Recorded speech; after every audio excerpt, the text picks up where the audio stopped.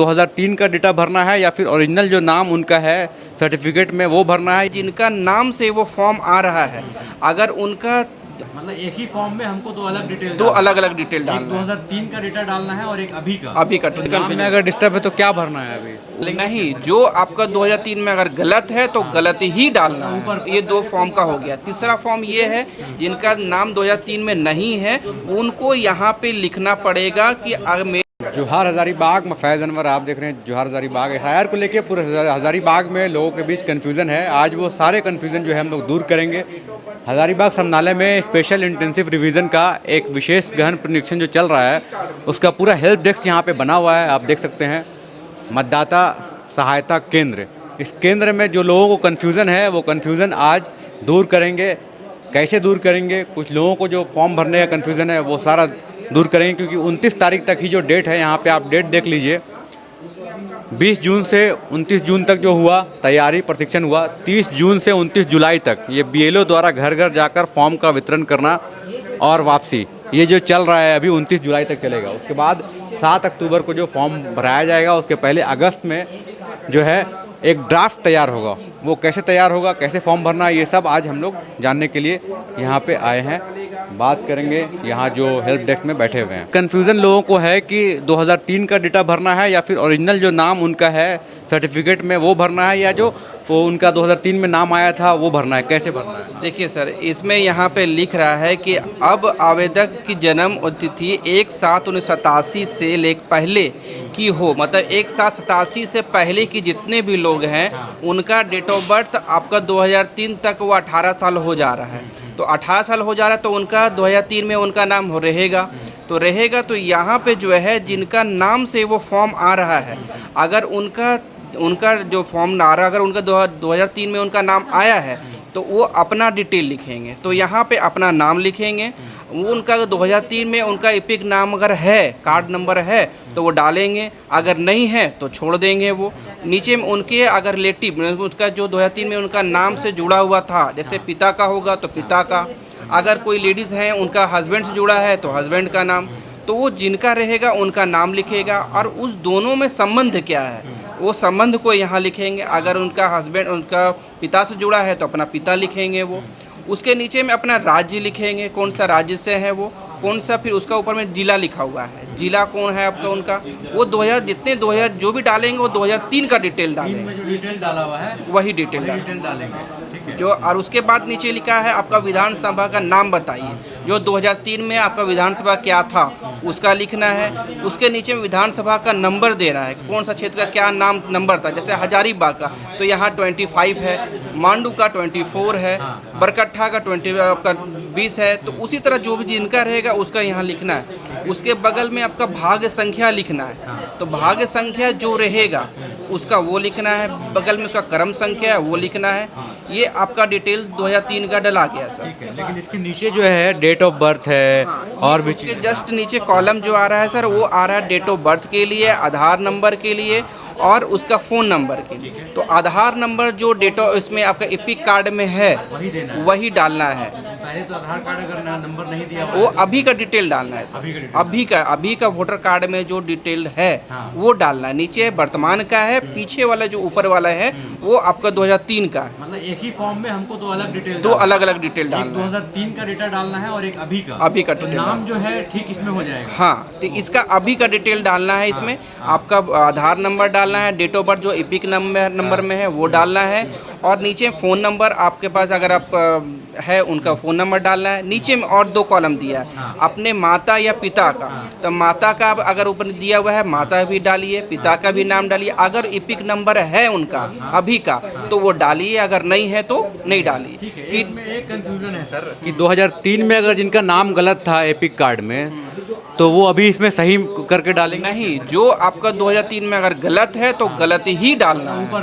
ऊपर वाला कॉलम नीचे में सही वाला डालना है, नीचे सही डालना। नाम क्या डेट ऑफ बर्थ में मान लिया कुछ कंफ्यूजन था, डेट ऑफ बर्थ में अगर कंफ्यूजन जैसे बहुत लोगों का है कि 1987 1986 ही है तो सिर्फ वैसे है। तो अब आधार का जो आपका डेट है फर्स्ट का मंथ और डेट आधार का वो डाल दीजिए, और नीचे वो साइड वो डाल सकते हैं 86 जो 85 एपिक नंबर में किसी का ईयर दिया हुआ है, ईयर डेट ऑफ बर्थ नहीं दिया तो हुआ आप आधार का डाल दीजिए उसमें, है, कोई confusion उसमें नहीं कन्फ्यूज़न नहीं है। उसमें डालना है कि आपका क्या है प्रेजेंट का, वो डालिए है। ये नीचे में है। नीचे वाले कॉलम में।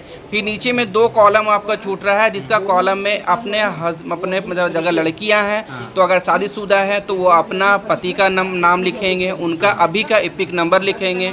अगर वो लड़के हैं तो उनका शादीशुदा है तो अपनी वाइफ का लिखेगा, नीचे में अपने वो एपिक नंबर लिखेंगे। जैसे सर इस केस में मान लीजिए यहाँ पे मीना देवी है लिखा हुआ नाम, इनका नाम अगर कुछ चेंज होता 2003 में मोना देवी होता तो ये मोना देवी मोना ही देवी लिखते हैं वो। और यहाँ पे वो अभी यहाँ पे उनका नाम नहीं, उन्हीं का नाम से वो आया हुआ है। फर्स्ट में उनका नाम है, उनका रिश्तेदार का नाम है, एपिक नंबर है, वो अभी का डिटेल का ही ऊपर में लिख करके आया हुआ है वो। तो उसका अभी जो अभी का डिटेल है वो तो दिया हुआ है, उसको कोई दिक्कत नहीं है। वो अभी यहाँ जो डिटेल लिखेंगे वो अपने माता पिता का वो जिससे जुड़ रहे हैं, जिससे क्या है वो लिख रहे हैं। इसके बगल में एक और आया है जिसका आपका जो है डेट ऑफ बर्थ 1/7/1987 से 2/12/2004 के बीच में है। जितने भी डेट ऑफ बर्थ के लोग बीच में आ रहे हैं उनको सेकेंड वाली फॉर्म में भरना है, उनका डिटेल यहाँ पर लिखना है, जिससे वो मैपिंग जुड़ेंगे। जैसे में एक होता है, आपको एक नॉर्मल बता समझा सकते हैं, जैसे नेटवर्किंग होता है, एक दूसरे से जुड़ना, तो उसी तरह आप उसको 2003 का डिटेल से उनको देना है आपको। तो उनका डिटेल आपको यहाँ पे लिखना है, जो 2003 में सबके फादर का है तो फादर का डिटेल यहाँ देना है। उसका नीचे में आपको अभी 3 कॉलम जो है वो अपना पर्सनल देना है, अभी बाकी नीचे जो कॉलम है वो अपने माता पिता का, अगर शादीशुदा है तो हस्बैंड वाइफ का देना है। ये आपको 2 कॉलम, ये 2 फॉर्म का हो गया। तीसरा फॉर्म ये है कि अगर आप 2/12/2004 से नीचे हैं तो उसके लिए आपको माता पिता दोनों का डिटेल देना पड़ेगा। उनको माता पिता दोनों का डिटेल दीजिए, और जो 2003 में है जिनसे जुड़ रहे हैं आप उनका देना है। फिर नीचे में फिर आपको सेम प्रोसेस है, आपका 3 कॉलम खुद का, बाकी सब नीचे आपका माता पिता अगर है तो वो डालना है। ये हो गया। अगर जिनका नाम 2003 में नहीं है, जिनका नाम 2003 में नहीं है, उनको यहाँ पे लिखना पड़ेगा कि मेरे गत गहन पुनरीक्षण में स्वयं का नाम नहीं उपलब्ध होने का, वो लिखेंगे। बाकी नीचे जो है वो अपना अभी का डिटेल डालेंगे। सेम उसी तरह उनके हैं, अगर उनका भी अगर पिता हैं उनका नाम नहीं है तो उनके बच्चे भी वो सेम लिखेंगे यहाँ पे, गत गहन पुनरीक्षण में मेरे माता या पिता का नाम उपलब्ध नहीं है। उसका बाद नीचे में वो सेम अपना डालेंगे, उनके बच्चे भी सेम रहेगा वही डालेंगे। अगर 1/7/1987 से पहले के जो लोग हैं, अगर पहले डेट ऑफ बर्थ उनका है, अगर उनका भी जो नाम लिखना है फॉर्म भरना है, तो अगर 1987 से पहले का है, उनका 2003 में नाम नहीं आया है, तो नाम नहीं आया तो वो भी तो अगर चाहेंगे कि अपना, हम कुछ लोग जो नहीं जान रहे हैं वो चाहेंगे कि अपने माता पिता से मैपिंग करवा लें, तो उनका मैपिंग नहीं होगा, उनका स्वयं का ही डालना। तो वहाँ पे ये लिखेंगे कि मेरा 2003 में नाम नहीं है, तभी वो नीचे डालेंगे, वो बगल वाले फॉर्म का क्लियर में नहीं भरेंगे। तो यही है एसआईआर को लेके, जो फॉर्म भरने को लेके कन्फ्यूज़न था लोगों का, वो यही था कि जो पहला कॉलम जो बता रहे थे उसमें यही है कि जो पुराना डिटेल 2003 में जो दिया गया था वही डिटेल भरना है, और फिर जो उसके नीचे का कॉलम है जिसमें आधार कार्ड से रिलेटेड आपका डेट ऑफ बर्थ और बाकी जो डिटेल्स हैं वो भरना है। और जिनका नाम नहीं भी है, अगर 1987 से पहले अगर 2000 बर्थ हुआ है और 2003 के डेट ऑफ बर्थ 2003 के जो है फॉर्म में अगर उनका नाम नहीं आता है, तो उसमें भी जो है आप लिख सकते हैं, खाली कर सकते हैं कि मेरा नाम उसमें नहीं आया था, और फिर आप फॉर्म भर सकते हैं, तब आपका एसआईआर में एंट्री कर दिया जाएगा। क्यों आए थे यहाँ पे? एसआईआर की जानकारी के लिए आए थे सर। अच्छा, हो गया क्या हाँ, जानकारी लेना? जानकारी ये हो गया सर, 2003 का जो वोटर लिस्ट में नाम आया है, हाँ। तो उसका पहला वाला लिस्ट में भरना है, ऊपर का कॉलम में पहला लिस्ट में भरना है। हाँ। इसी का जानकारी के लिए आए थे सर, जानकारी हमको प्राप्त हो गया है सर। हाँ। क्या बहुत कठिन है भरना? क्या नहीं, आसान बहुत है? आसान है भरना सर। हाँ। जो अगर समझ जाएगा तो उसके लिए बहुत आसान है समझना सर। अच्छा, तो इतना भरना कन्फ्यूजन क्यों हो रहा है लोगों को फिर? कन्फ्यूजन इसका है जिसका किसी का डेट बर्थ अलग हो गया है, किसी का नाम में तो डिस्टर्ब हो गया है, इसके लिए नाम में अगर डिस्टर्ब है तो क्या भरना है अभी? उसमें जो हमारा अभी रियली नाम है वही भरना है। अब पहले 2003 में जो था वो जो उसमें उसका डाटा उसी का भरना है, और जो अभी हमारा आधार कार्ड में जो है वही डिटेल्स उसमें भरना है जानकारी।